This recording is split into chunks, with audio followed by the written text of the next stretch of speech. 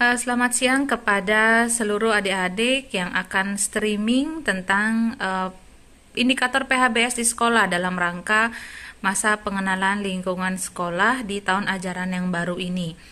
Nah, jadi sebelum masuk ke materi, perkenalkan nama Kakak Karisma, bagian promosi kesehatan di Puskesmas 1 Denpasar Selatan. Jadi pada hari ini Kakak akan membawakan presentasi tentang indikator PHBS di sekolah, dan kita juga akan bukan menjelang lagi, jadi sudah dalam tahap new normal ya. Jadi kita juga harus waspada, PHBS di sekolah juga harus diterapkan secara tertib dan disiplin. Jadi tidak boleh tidak menerapkan PHBS sekolah lagi seperti sebelum-sebelumnya. Nah, jadi indikator di sini ada beberapa tambahan. Awalnya kan 8 indikator. Jadi di sini lebih detail lagi. Pasti ini memelihara rambut agar bersih dan rapi. Ini adalah bagian dari menjaga kesehatan tubuh kita. Nah, jadi di masa era new normal ini juga kita harus menjaga kesehatan tubuh kita, baik dari rambut sampai ujung kaki. Jadi kalau ada adik selesai dari pulang sekolah, kakak harapkan mandi ya sampai rumah. Jadi kegiatan apapun di sekolah yang dilakukan, jika sudah mandi sampai rumah dan pastikan tubuh itu bersih, maka juga bisa akan terhindar dari bakteri, kuman atau virus selama di sekolah. Nah, ini memakai pakaian bersih dan rapi, ini harus dilakukan oleh semua siswa sekolah. Jadi kalau nggak rapi, nggak bersih juga nggak bagus juga lingkungan belajarnya. Nah, ini memelihara kuku agar selalu pendek dan bersih. Ya, ini juga tetap bagian dari higienis tubuh sendiri. Jadi bagian dari pemeliharaan tubuh sendiri, agar jika tubuh tetap dalam keadaan bersih, maka kesehatan juga akan terjaga.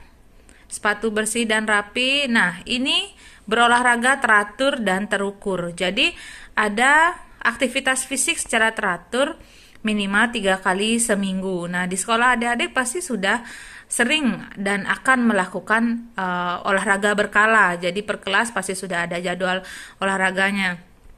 Nah, di rumah pun walaupun tidak dapat jadwal olahraga di sekolah, di rumah adik-adik kalau bisa dan harus bisa itu melakukan aktivitas fisik, misalnya jogging, main sepak bola, atau sekarang olahraga di rumah aja bisa. Itu minimal itu 15-30 menit sehari, jadi nggak usah lama-lama ya. Yang penting tubuh bergerak dan melakukan aktivitas fisik agar tidak mudah jatuh sakit, serta imunitas atau daya tahan tubuh terjaga. Itu bisa membuat tubuh kita terhindar dari penyakit-penyakit yang tidak diinginkan, misalnya dari coronavirus. Jadi kalau antibodi kita bagus, virus corona tidak akan mudah menjangkit ke tubuh kita. Nah, ini jangan merokok di sekolah ya, tidak boleh merokok. Jadi kalaupun ada guru pun tidak boleh merokok juga. Jadi semua masyarakat sekolah tidak boleh merokok di sekolah. Ini aturan tidak hanya untuk para siswa, tapi juga untuk para guru. Karena jika merokok di sekolah ya sudah pasti lingkungan akan tidak baik, karena asap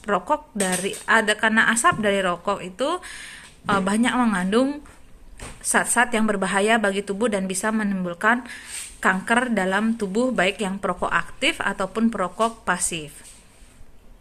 Tidak menggunakan nafsa. Ya, nafsa ini adalah narkotika psikotropika zat adiktif. Jadi narkoba yang biasa kita kenal ya adik-adik. Jadi dilarang memakai ini kalau masih dalam sebagai siswa, sebagai pelajar, jangan memakai yang namanya narkoba. Uang habis, konsentrasi belajar di rumah juga tidak bagus, ataupun di sekolah juga tidak bagus, nanti masa depannya juga tidak baik. Belum lagi ada penyakit-penyakit penyerta yang bisa membahayakan kesehatan adik-adik semua jika mengkonsumsi narkoba. Memberantas jentik nyamuk. Nah, biasanya ini kegiatan yang dilakukan setiap kali adanya MPLS di sekolah. Nah, memberantas jentik nyamuk ini adalah bagian dari cara kita menjaga kesehatan lingkungan. Denpasar biasanya banyak kasus DB, tapi sekarang sudah terkendali karena sudah bagusnya kerjasama pemerintah dan masyarakat untuk memberantas jentik nyamuk. melakukan 4M plus di rumah.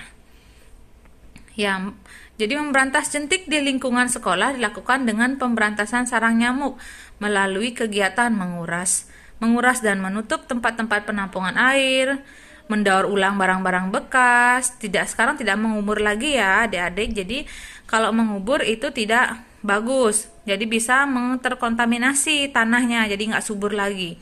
Dan juga ingat kalau ke sekolah itu harus pakai lotion anti nyamuk.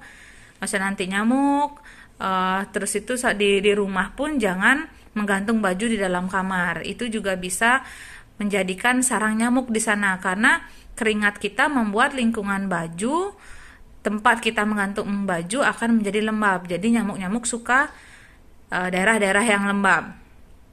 Nah, nyamuk Aedes aegypti juga tumbuh dan berkembang biaknya itu sukanya di air-air yang bersih ya. Jadi jangan salah, kalau misalnya di got yang kotor adik juga lihat nyamuk, itu bukan nyamuk Aedes aegypti, itu mungkin nyamuk lain. Nah, khusus nyamuk Aedes aegypti yang menyebabkan demam berdarah itu tumbuhnya, berkembang biaknya di air-air bersih. Makanya kalau ada genangan-genangan air bersih, segera di penampungan air itu ditutup, atau misalnya airnya hanya menggenang, segera dituangkan saja biar tidak menggenang di barang-barang bekas. Jadi kalau ada air genangan langsung ditumpahkan saja, dan barang yang digenangi air langsung dibuang saja ke tempat sampah. Nah, ini juga bagian dari lingkungan bersih dan sehat. PHBS sekolah menggunakan jamban yang bersih dan sehat. Jadi kalau jamban kita bersih dan sehat, kita pun akan tertib untuk buang air besar atau buang air kecil di sana ya. Jadi lingkungan sekolah juga bertanggung jawab untuk menjaga jamban itu tetap bersih dan sehat. Dan adik-adik semua harus melakukan kegiatan BAB dan BAK itu tidak sembarang tempat ya. Jadi kalau sembarang tempat, nanti lalat-lalat itu akan hinggap di kotoran yang kita buang sembarangan. Nah, nanti kalau ada teman yang sedang makan, itu bisa aja dihinggapin lalat yang sudah hinggap di kotoran kita. Itu menyebabkan nanti mereka bisa sakit perut atau diare. Banyak hal atau penyakit yang akan merembet dari sana. Ya, jangan sampai itu terjadi di lingkungan sekolah. Nah, hanya hewan katanya yang buang kotoran sembarangan, ya bukan katanya lagi ya. Jadi kalau nggak mau disebut hewan, jangan buang kotoran sembarangan. Ya, masa ikut-ikutan hewan? Jadi harus buangnya di tempat atau di jamban yang telah disediakan. Air bersih. Jadi air bersih memang harus tersedia di sekolah-sekolah. Jadi ini adalah syarat lingkungan yang sehat, di mana masyarakat sekolahnya akan sehat jika air yang tersedia adalah air yang bersih. Ya. Nah, ini gamar sebelumnya. Ya, itu ada gambar tangan menangis. Kenapa? Karena tangan kita itu banyak sekali mengandung kuman. Karena tangan kita adalah salah satu bagian dari tubuh yang sangat aktif memegang benda-benda di sekitar kita. Jadi pastikan kita cuci tangan, apalagi di era new normal ini. Jadi pencegahan utama dari coronavirus, agar terhindar dari coronavirus, adalah kita harus rajin mencuci tangan. Bukan hanya menggunakan hand sanitizer saja, tapi cuci tangan harus tetap dilakukan di air yang mengalir dengan sabun, lalu dikeringkan dengan 6 langkah ya adik-adik ya. Jadi mencuci tangan dengan air mengalir dan memakai sabun. Nah, itu bisa menghindarkan kita dari penyakit-penyakit diare, disentri, kolera, tipes, kecacingan, penyakit pernafasan atau flu burung. Dan sekarang juga bisa menghindarkan kita dari penyakit virus corona ya. Jadi cuci tangan yang baik dan benar itu ada 6 langkah. Kita biasa sebut dengan tepung selaci puput. Nah, tepung selaci puput itu adalah singkatan ya adik-adik ya. Jadi ada telapak tangan, punggung tangan, sela-sela jari, gerakan mengkunci, putar ibu jari, putar telapak tangan, lalu bilas hingga bersih, keringkan dengan tisu lalu buang di tempat sampah. Itu harus dilakukan minimal selama 20 detik, baru bisa dikategorikan tangan kita akan bebas dari kuman, bakteri atau virus ya. Harus dengan sabun juga adik-adik. Karena sabun itu bisa membunuh kuman atau bakteri atau virus yang ada di dalam tangan kita. Jadi kalau hanya air belum cukup untuk mencuci tangan dan membunuh kuman-kuman yang ada di tangan kita. Jadi banyak sekali kuman yang bersarang di tangan kita karena tangan kita aktif memegang benda-benda sekitar. Jadi jangan lupa harus tetap cuci tangan. Kalau belum cuci tangan, jangan sesekali adik-adik itu menyentuh bagian wajah, baik itu mata, hidung, bibir, dan di sekitarnya ya, karena itu bisa menjadi cara penularan virus corona. Kalau sudah bersih tangannya, baru adik-adik boleh memegang wajah. Ya, tolong ingat ya, new normal di sekolah adalah harus membiasakan diri mencuci tangan sesering mungkin. Nah, ini membuang sampah ke tempat sampah yang terpilah. Jadi kan adik-adik pasti sudah tahu ada tempat sampah, ada beberapa jenis ya. Jadi ada sampah berbahaya, organik dan anorganik. Jadi jangan salah menempatkan di mana sampah itu harus ditempatkan. Ya, jadi jangan sampai salah memilah sampah. Jadi harus benar-benar sampah itu dipilah agar bisa dibuang ke tempat yang benar atau akan diolah kembali. Mengkonsumsi jajanan sehat dari kantin sekolah. Nah, sekarang kantin memang adalah peran penting dari sekolah ya.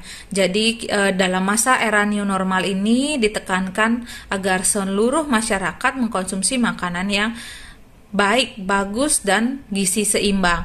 Jadi kantin sekolah harus dipastikan menyediakan jajanan sehat sehingga kantin sekolah masuk dalam kategori kantin sehat. Ya, jadi masyarakat sekolah bisa dipenuhi gizinya jika di kantin sekolah itu